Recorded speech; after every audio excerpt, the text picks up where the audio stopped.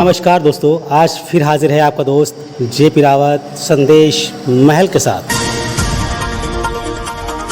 Uttar Pradesh 30,000 megawatt से अधिक बिजली आपूर्ति करने वाला राज्य बन गया। इसको लेकर के ऊर्जा मंत्री ने क्या कहा, यह भी सुने।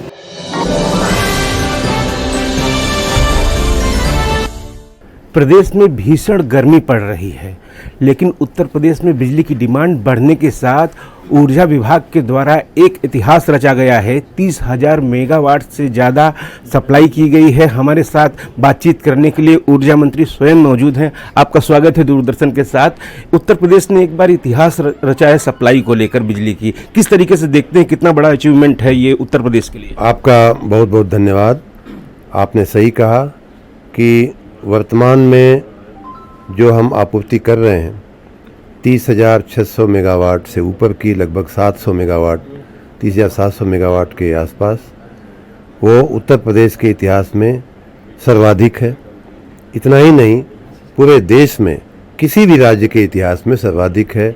अभी तक सामान्य रूप से महाराष्ट्र जो है सबसे ज़्यादा सप्लाई करने वाला राज्य हुआ करता था, लेकिन उससे कई हज़ार मेगावाट ज़्यादा की आपूर्ति हम लोग वर्तमान में कर रहे हैं। महाराष्ट्र की अधिकतम आपूर्ति इस समय 24,000-25,000 मेगावाट की चल रही है और हमारी आपूर्ति लगभग 31,000 पहुंचने की कगार पे है।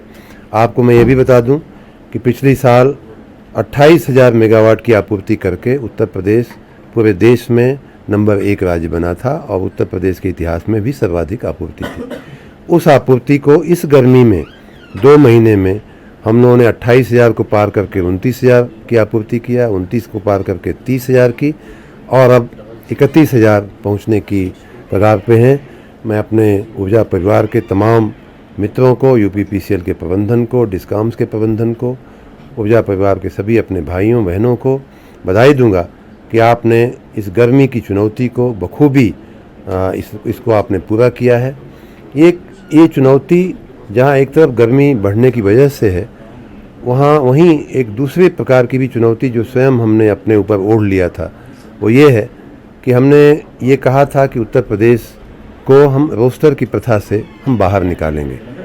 चुनाव के कुछ महीने पहले हमने बताया था, मीडिया में भी बताया था, और उस दिशा में आगे बढ़ते हुए इस समय हम 24 घंटे बिजली की आपूर्ति करने की दिशा में आगे बढ़ रहे हैं। यही कारण है कि हमारी जो पीक सप्लाई है वो 31,000 मेगावाट पहुंचने की कगार पे आज। 2017 में जब आप आए, उससे पहले अगर हम देखें, डिमांड भी आधी थी और उपभोक्ता भी आगे थे। उस लक्ष्य को पाने के लिए किस तरीके से काम किया गया? आपने सही कहा। 2012 से 2017 की जो मैक्सिमम आपूर्ति थी वो 13,000-14,000 मेगावाट हुआ करती थी। उनकी 2.5 गुना बिजली हम इस समय दे रहे हैं। 12 का अगर 2.5 गुना करेंगे तो 30 होता है, 30,000 हम दे रहे हैं। जो उनकी मैक्सिमम डिमांड हुआ करती थी 12,000-13,000, वो इस समय हमारी मिनिमम डिमांड है। जब सब लोग रात को सो जाते हैं, एसी चलते चलते बंद कर देते हैं, उसको हम लोग लो डिमांड कहते हैं, मिनिमम डिमांड कहते हैं। वो भी उनकी कई गुना है, उनके अधिकतम डिमांड की कई गुना है। तो इस प्रकार 2017 की कोई तुलना नहीं है। और दूसरी बात कि 2017 में हमारे जो उपभोक्ताओं की संख्या थी उसमें लगभग 1.5 करोड़ उपभोक्ताओं में की वृद्धि हुई है, और इस समय हमारे 3.25 करोड़ जो उपभोक्ता हुए हैं उसके आधी संख्या उनकी हुआ करती थी। इतना ही नहीं, आपकी जानकारी में ये भी होगा कि माननीय योगी जी की सरकार बनने के बाद पिछले 7 सालों में हम लोगों ने लगभग 1.25 लाख नए मजरों का विद्युतीकरण किया है, जिन मजरों में बिजली का न खंभा देखा गया था, न तार देखा गया था, और न ही बिजली का बल्ब जलते हुए देखा गया था। तो इस प्रकार व्याप बढ़ा है। हर गांव, हर शहर, हर मजरे, हर कस्बे में हम बिजली दे रहे हैं। हर सड़क में, हर संस्थान में हम बिजली दे रहे हैं। पहले कुछ चिन्हित गाँवों में बिजली जाती थी, कुछ चिन्हित इलाकों में बिजली जाती थी। वीआईपी कल्चर थे, कुछ वीआईपी कल्चर था, वहाँ बिजली जाती थी। अब हम एक एक गाँव, एक एक गली, हरिजन बस्ती से लेकर मलिन बस्ती से लेकर के जो सबसे पॉश इलाके हैं उन सब में हम बिजली दे रहे हैं, और सब जगह 24 घंटे हम। गुजरात और महाराष्ट्र जैसे राज्यों से आगे बढ़ना किस तरीके की चुनौती थी और क्या कुछ किया गया? इस बात का हमें बहुत संतोष है कि हम महाराष्ट्र जैसे राज्य को पीछे छोड़ चुके हैं और अच्छा खासा गैप के साथ पीछे छोड़ चुके हैं। लगभग 4,000-5,000 मेगावाट के गैप के साथ हम पीछे छोड़ चुके हैं। आपको मैं ये भी बताऊं कि ये बिजली एक तरफ तो हमने पहले प्रबंधन का सवाल होता है कि इतनी बड़ी बिजली की जो आपूर्ति है वो कहाँ से आएगी, कहाँ से। हमने अपने उत्पादन इकाइयों को ज़्यादा क्षमता से चलाने का काम किया। पिछले सालों में हमारे प्लांट्स का लोड फैक्टर जो है वो 5 से 6%, 8% तक, 10% तक जो है हमने बढ़ाया है। इसकी वजह से ज़्यादा उन्हीं संयंत्रों से हम ज़्यादा बिजली का उत्पादन कर पा रहे हैं। साथ ही हमने थोड़ी दूरंदेशी करते हुए कुछ ऐसे राज्यों से हमने अनुबंध पिछले 4 महीने पहले हमने कर लिए थे जहां जिनकी उत्पादन क्षमता उनकी आवश्यकता से ज़्यादा है, या ऐसी उनके पास इकाइयां हैं जो वो अगर ज़्यादा क्षमता से चलावें तो ज़्यादा उत्पादन करके बिजली बेच सकते हैं। ऐसे कई राज्यों से हमने अनुबंध किए। कई ऐसे निजी क्षेत्र और सार्वजनिक क्षेत्र की कई इकाइयों से भी हमने विशेष अनुबंध किए। हाइड्रो पावर, सोलर पावर की कंपनियों से भी हमने अनुबंध किए। मार्केट से भी हम लेने में कतरा नहीं रहे हैं। थोड़ी महंगी पड़ती है बिजली, लेकिन हमने कहा कि नहीं, हमें 24 घंटे बिजली देनी है। भले हमारे सरकार पे थोड़ा भार पड़ेगा तो हम देखेंगे। तो 24 घंटा बिजली देने के लिए पूरा जो बिजली का उत्पादन या उसके पीछे का जो पूरा व्यवस्थापन है उसको भी हमने सुचारू रूप से किया है। दूसरी बात, जो 2 और काम हमने पिछले दिनों किया उसका भी अच्छा परिणाम मिल रहा है, जिसके चलते हम बिजली पूरी देने में हम सफल हो रहे हैं। एक है अनुरक्षण का कार्य। कई बार ऐसा होता है कि आपकी निष्ठा है, आपकी भावना अच्छी है बिजली देने की, बिजली आपके पास उपलब्ध भी है, लेकिन लास्ट माइल पे आप बिजली नहीं पहुंचा पाते हैं इसलिए कि वहाँ के ट्रांसफार्मर में तेल नहीं भरा हुआ है, तेल कम पड़ गया है, जल गया ट्रांसफार्मर, फ्यूज उसका सही ढंग से नहीं लगा हुआ है, ट्रांसफार्मर जल जाता है। कहीं खंभे का अनुरक्षण नहीं हुआ है, खंभा गिर जाता है। कहीं अर्थिंग उसकी ठीक नहीं है, उसके चलते आग लग जाती है। इन सारे कारणों को अनुरक्षण की श्रेणी में हम लाते हैं, मेंटेनेंस की श्रेणी में लाते हैं, जिसके आपके संज्ञान में होगा। हमने मीडिया को बताया भी था कि कई राउंड पिछले 2 सालों में करके हमने अनुरक्षण के एक महीने के 15 ट्रांसफार्मर खराब होने के बाद बदले जाने की टाइम लिमिट को भी निर्धारित किया कि इससे ज़्यादा समय नहीं लगना चाहिए। 8 घंटे 48 घंटे का हमने टाइम लिमिट फिक्स कर दिया, और उससे ज़्यादा अगर लगता है, पहली बात तो जलने पर ही जवाबदेही सुनिश्चित की गई।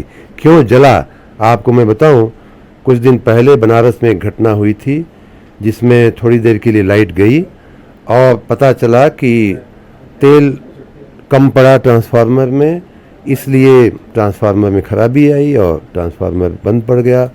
वहाँ के एक्सीएन, वहाँ के जेई और वहाँ के एसडीओ तीनों को सस्पेंड किया गया कि आपको बार बार कहा गया कि अनुरक्षण पर ध्यान दीजिए, आपको बार बार कहा गया कि चेक करिए, आपने क्यों चेक नहीं किया। तो इस बार हम लोग बहुत सख्त हैं इन सारे मामलों पे कि अनुरक्षण सही ढंग से हुआ। उसका अच्छा परिणाम हमको लास्ट माइल पे मिल रहा है। 24 घंटे हम बिजली अगर यहाँ से भेज रहे हैं तो अंतिम गांव में, अंतिम छोर पे, अंतिम मोहल्ले में, अंतिम हरिजन बस्ती में, हरिजन राजभर बस्ती में, चौहान बस्ती में पहुँच रही है। दूसरी बात हमने ये भी किया कि लगभग 22,000-23,000 करोड़ रुपए की नई परियोजनाएं, RDSS योजना हमारी, बिजनेस प्लान की हमारी योजना और नगरीय निकाय की हमारे अपने पैसे से हमने लगभग 22-23,000 रुपये के परियोजनाएं चला करके नए तार डालने का, नए खंभे डालने का, नए ट्रांसफार्मर डालने का, या जो ट्रांसफार्मर बार बार जलते हैं उन्हें उच्चीकृत करने का, क्षमता वृद्धि करने का, अपने ट्रांसफार्मर्स की जो रिपेयरिंग की जो हमारी यूनिटें थीं उनकी क्षमता में वृद्धि करने का, इन सारे हमने काम किए हैं, जिसका भी अच्छा परिणाम मिल रहा है। आपकी जानकारी में ला दूं कि लगभग 1 लाख किलोमीटर की नई जब तार हो गए थे, ऐसे नए AB केबल वाले तार डाले गए हैं। 19 लाख नए खंभे लगाए गए हैं। लगभग 6 लाख से ज़्यादा ट्रांसफार्मर या तो बदले गए हैं, नवीनीकृत किए गए हैं, या उनकी क्षमता में वृद्धि की गई है। ग्रामीण क्षेत्रों के लिए क्या कुछ नई कोई कार्य योजना है उनको राहत देने के लिए, खासतौर से हमारे किसान जिनों को? ये जो किसानों का आपने देखा होगा कि एक तरफ किसानों की कनेक्शन का जो काम होता है, हजारों नहीं लाखों किसानों को हमने पिछले 2 सालों में नए नलकूपों के कनेक्शन दिए हैं। उसमें भी जो टाइम लगता था कि किसान ने पैसा जमा कर दिया, फिर भी उसे सामान देने में, उसको कनेक्शन देने में बहुत समय लग जाता था, उस समय को कम करने का हमने काम किया है, जल्दी कनेक्शन मिले उनको। और सबसे बड़ी बात जो माननीय योगी जी की सरकार ने, इस सरकार ने माननीय प्रधानमंत्री जी के आशीर्वाद से जो हम कर पाए, वो ये है कि किसानों की बिजली 1 अप्रैल 2023 से हमने संपूर्ण रूप से माफ़ किया हुआ है। चाहे वो ग्रामीण क्षेत्र का किसान हो, चाहे शहरी क्षेत्र का किसान हो, उसको एक पैसा भी अब अपने नलकूप के, ट्यूबवेल के, सिंचाई के कनेक्शन के लिए देने की आवश्यकता नहीं है। ग्लोबल इन्वेस्टर समिट में सबसे ज़्यादा प्रस्ताव आपके डिपार्टमेंट में आए, कैसे देखते हैं आने वाली चुनौतियों को हल करने के संदर्भ में वो कैसे किस तरीके से सहायक होंगे? उन सभी प्रस्तावों को हम लोगों ने आगे बढ़ाया है। उसमें जो ऊर्जा विभाग की चुनौतियों की आपने जो बात किया, उसकी दृष्टि से मैं अगर बात करूं तो जो सौर ऊर्जा के प्रस्ताव थे, उनमें से लगभग 10,000 मेगावाट के संयंत्र जो है विशेष करके बुंदेलखंड क्षेत्र में या तो लग चुके हैं या लगने के काफ़ी कुछ प्रगति पे हैं। उनको ज़मीनें दी जा चुकी हैं, उनको ग्रीन कॉरिडोर से कनेक्टिविटी दी जा चुकी है और वो लगभग अब उत्पादन की प्रक्रिया में एक करके एक के बाद एक आते जा रहे हैं। साथ ही हमने बहुत सा करार जो है ग्लोबल इन्वेस्टर समिट में सोलर की अन्य छोटी कंपनियों के साथ भी किया था, उनसे भी हम आगे बढ़ रहे हैं। चाहे पंप स्टोरेज की योजनाएं हों, चाहे रूफटॉप सोलर की योजनाएं हों। हमारी लगभग 350 मेगावाट हमारा रूफटॉप सोलर का उत्पादन ऑलरेडी शुरू हो गया है। हज़ारों मेगावाट का पंप स्टोरेज की हमारी परियोजनाएं आगे बढ़ चुकी हैं। हमारी जो बायोफ्यूल की जो परियोजनाएं जिनका हमने करार किया था ग्लोबल इन्वेस्टर समिट में, उनकी भी वो भी काफ़ी हद तक आगे बढ़ रही हैं। तो इस प्रकार सभी दिशा में, चाहे वो नगर विकास विभाग की परियोजनाएं हों, चाहे ऊर्जा विभाग की परियोजनाएं हों, सभी में हमने बहुत अच्छी प्रगति की है। उपभोक्ताओं को लगातार बिजली मिलती रहे और सस्ती मिलती रहे, इसके लिए क्या कुछ सरकार सोच रही है? उपभोक्ताओं को, उत्तर प्रदेश के उपभोक्ताओं को सबसे पहली बात तो मैं आश्वस्त करना चाहूँगा कि गर्मी हम सब के लिए कष्टप्रद है। मैं समझता हूँ इसमें तुरंत बिजली जाने के बाद तुरंत इसमें सुधार होना चाहिए, इस बात को मैं समझता हूँ। मैं आश्वस्त करना चाहूँगा कि मैं आपको 24 घंटे बिजली देने के लिए हमारा पूरा विभाग प्रतिबद्ध है, कटिबद्ध है। हमारा पूरा प्रयास है कि आपको निरंतर और निर्बाध बिजली दी जाए।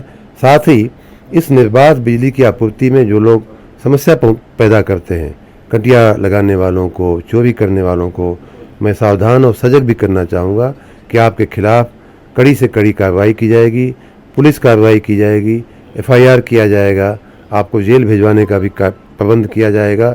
अगर आप निर्दोष नागरिकों को बिजली पहुंचाने में किसी भी प्रकार से दिक्कत पैदा करेंगे तो आपके खिलाफ सख्त से सख्त कार्रवाई की जाएगी।